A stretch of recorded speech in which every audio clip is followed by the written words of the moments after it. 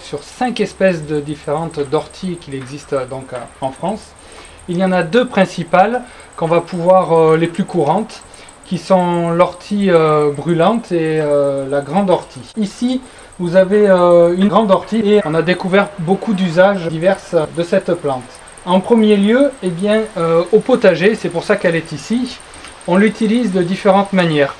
Par exemple, lorsqu'on plante des tomates, on peut récupérer quelques feuilles d'ortie qu'on va hacher et on va les mettre au fond du trou avant de planter les tomates.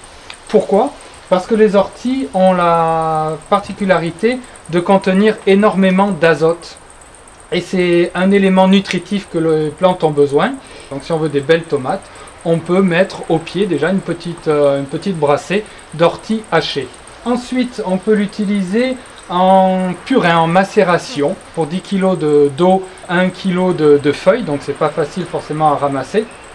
Et il faut les ramasser très tôt au printemps avec des belles feuilles, si possible avant qu'il y ait des graines à l'intérieur.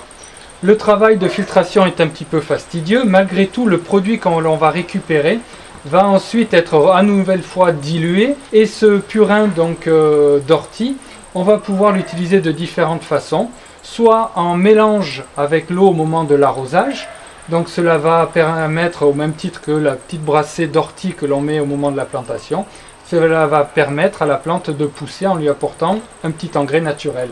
On peut aussi l'utiliser en pulvérisation, et là à ce moment ça va jouer un rôle d'insecticide contre différents, notamment les pucerons que l'on peut avoir sur les plantes. L'ortie peut être aussi consommée. Alors il faut déjà commencer par la ramasser. Ça c'est pas facile, on a toujours peur de se piquer, on peut mettre quand même des gants, ça limite le problème.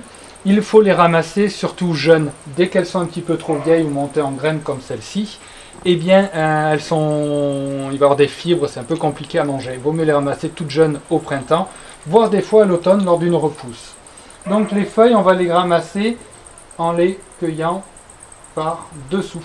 Dessous, les feuilles n'ont pas de poils urticants. La tige, le dessus des feuilles vont être urticantes. Lorsqu'elle est jeune, on va pouvoir la préparer en purée, on va pouvoir mélanger à des petites préparations, des petits soufflets, des choses comme ci. Si l'on fait sécher 1 kg d'ortie, et bien dans cette proportion-là, eh bien nous aurons entre 16 et 40% de protéines. Nous aurons aussi du calcium en quantité très importante. Et nous aurons également du fer en grande quantité, donc une plante pleine de richesses et qui n'est pas forcément qu'à redouter, mais voire à cultiver comme nous faisons ici.